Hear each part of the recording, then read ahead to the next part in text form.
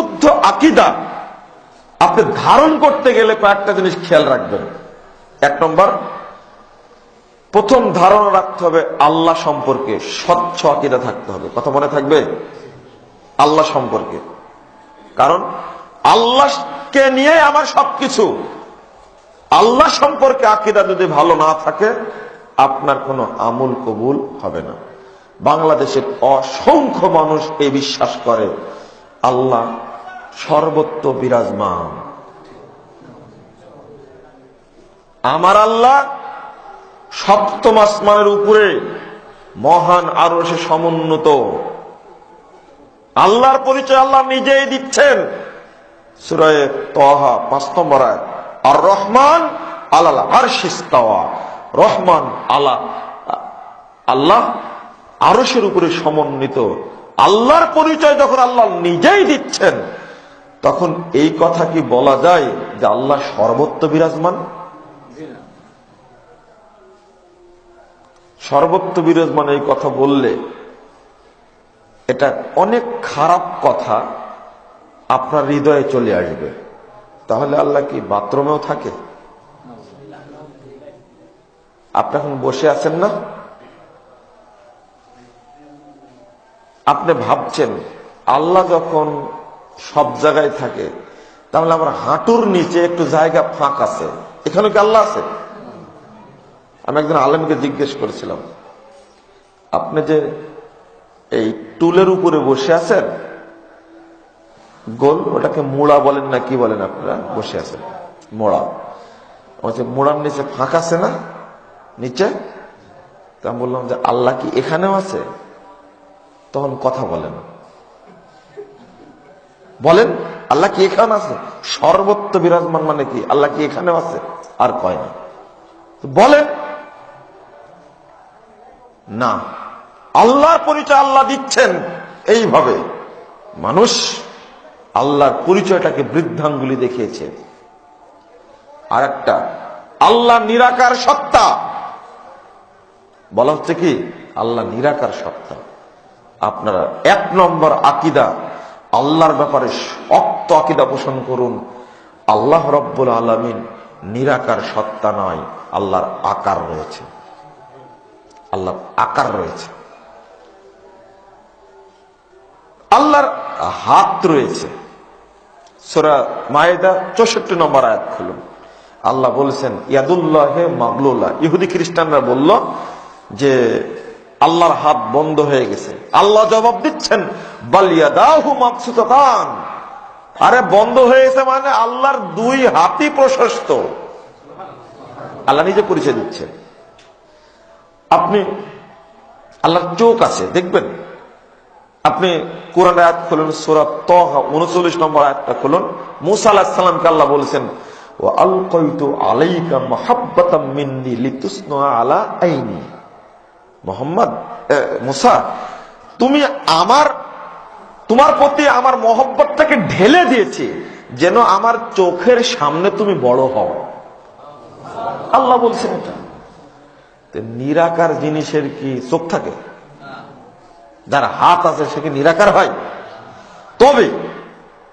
তবে কথা হলো এই, লাইসা কামিসলিহি শাই ওয়া হুয়াস সামিউল বাসীর। সূরা ১১ নম্বর আয়াত। আল্লাহর তুলনীয় কিছুই নেই, তার সাথে কোন জিনিসের তুলনা করা যাবে না। তিনি সর্বশ্রোতা, সর্বদ্রষ্টা। আল্লাহর সাথে কোন জিনিসের তুলনা চলবে না। তার হাত তার মতো, তার চোখ তার মতো, পৃথিবীর কোন বস্তু সাথে তুলনীয় নয়। আপনি বলতে পারবেন না যে আল্লাহর চোখটা মানুষের চোখের মতো, নাউযুবিল্লাহ, না, এটা বলা যাবে না। কোন সাদৃশ্য চলবে না। বলতে হবে কি আল্লাহর হাত আছে তার মতো, তিনি যেটা হাত পছন্দ করেন তার মতো। পৃথিবীর কোন জিনিসের সাদৃশ্যপূর্ণ হবে না। আপনি আশ্চর্য হবেন, এই আয়াতগুলো যদি না মানা হয় তাহলে সম্পূর্ণ আয়াতগুলোকে অস্বীকার করা হলো। পরিণাম কি হবে? আল্লাহর পায়ের গুছা আছে। পায়ের গুছা টাকনু থেকে হাঁটু পর্যন্ত মাঝখানে অংশটা পায়ের গুছা বলা হয়। ইয়াউমা ইয়াকশাফু আন সাকিহি ওয়া ইয়াদউনা ইলা সুজুদ। সূরা কলম 42 নম্বর আয়াত। আল্লাহ ডাকবেন কাল কিয়ামতের মাঠে সেজদা করার জন্য, কি বের করে দিয়ে? পায়ের গুছা বের করে দিয়ে। তো পায়ের গুছা যারা আছে তিনি কি নিরাকার? এটা কেমন কথা হলো? আর যদি আল্লাহকে নিরাকার বলেন আপনি, তাহলে সমস্ত আয়াতগুলোকে অস্বীকার করা হলো, সমস্ত হাদিসগুলোকে অস্বীকার করা হলো। সবচেয়ে দুঃখের বিষয় কি জানেন? রাসূলুল্লাহ সাল্লাল্লাহু আলাইহি সাল্লামের যুগের একটা বাচ্চা চাকরানি মহিলা জানতো, মেয়ে জানতো যে আল্লাহ হলেন আসমানে। আর আমার দেশের সহিহ বুখারী পড়াচ্ছে 56 বছর যাবত, 55 বছর যাবত, মুসলিম পড়াচ্ছে 40 বছর যাবত, 60 বছর যাবত, কিন্তু এই সমস্ত আলেমরা জানে না আল্লাহ কোথায় আছে। রাসূল সাল্লাল্লাহু আলাইহি সাল্লামের যুগে আবু বকর আস-সুলামি নামে একজন সাহাবী, তার বকরি চালাতো মাঠে, তার একটা রাখাল, একটা বাচ্চা নিয়ে একটা ছাগল বাঘে নিয়ে গেছে। তো সাহাবী রেগে গিয়ে তাকে খুব জোরে টেনে এক চড় মারছে। খুব খারাপ লেগে রাসূলের কাছে বলতে গেছেন, আল্লাহ রাসূল আমি এই কাজ করেছি। এটা শোনার পরে সাহাবী বলতে ফাআজ্জামা যালিকা আলাইয়া, এটা শুনে আল্লাহ রাসূল আরো কঠিন মনে করলেন। মারলে কেন তুমি? তুমি কি ওই ছাগলটাকে ফেরত নিয়ে আসতে পারবে? একটা বাচ্চা মেয়েকে মেরে দিলে তুমি। বিষয়টা এইরকম। তখন সাহাবী বাঁচার জন্য বলছেন রাসূলের কাছে, আফালা কুতে কুহা ইয়া রাসূলুল্লাহ, আল্লাহ রাসূল বাচ্চাটাকে আমি আজাদ করে দিই, আমি আজাদ করে দিই, দিলে মারতে পারবো তো? খুব কঠিন মনে করলেন এক থাপ্পড় মারাকে। এই হাদিস যদি জানতো জজ সাহেব, তাহলে কাজের মেয়েকে মারত না। জেলখানায় আছেন না একটা জজ, কে যে ওকে জজ বানাইছে, 17টি দাগের চিহ্ন আছে, এত মার দিয়েছে একটা বাচ্চা মেয়েকে। এটা হলো বাংলাদেশ। দেখেন রাসূলের আদর্শ। এক শ্রেণীর উদ্ভট লম্পট মানুষ বলে ইসলাম মানে জঙ্গিবাদ, ইসলাম মানে জঙ্গি তৎপরতা।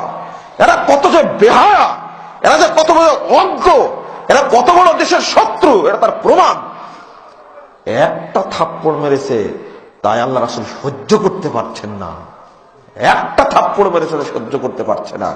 আর বলে যে ইসলাম হলো জঙ্গি ধর্ম, ইসলাম হলো জঙ্গি ধর্ম। আল্লাহ নবী শক্ত মনে করার কারণে সঙ্গে সঙ্গে সাহাবী বলছেন, আল্লাহ রাসূল আমি ওকে যদি আজাদ করে দিই, আমি যদি মুক্ত করে দিই, আর আমি ওকে চাকরানি রাখবো না, ওকে আজাদ করে দেব, তাহলে কি মাপ পাবো? আল্লাহ রাসূল সাল্লাল্লাহু আলাইহি সাল্লাম বলছেন, এই তিনি বিহা, তুমি আমার কাছে নিয়ে আসো। সাহাবী বলছেন ফাআতাইতুহু বি, আমি নিয়ে আসলাম। আল্লাহ রাসূল জিজ্ঞেস করলেন, আইন আল্লাহ, বলো তো আল্লাহ কোথায়? তখন ওই বাচ্চা মেয়েটি রাখাল, ছাগলের রাখাল, ও বলছে ফিস সামা, আল্লাহ হলেন আসমানে। এই উত্তর কি আমার দেশের হুজুরেরা দিতে পারবে? না। এটা সহিহ মুসলিমের হাদিস 203 পৃষ্ঠা প্রথম খণ্ডের মুসলিম হাদিসে আছে। এক হুজুরকে বলছি 36 বছর যাবত মুসলিম পড়াচ্ছে। আমি বললাম যে আপনি কি হাদিস দেখেননি? বাচ্চা মেয়েটা বলতে ফিসামা, আল্লাহ আসমানে, রাসূলের সামনে বলছে। এই আকীদা যদি খারাপ হতো তাহলে রাসূলকে মেনে নিতেন? ফিসামা, আল্লাহ আসমানে। তখন বলছে যে মুসলিমে কি হাদিস আছে?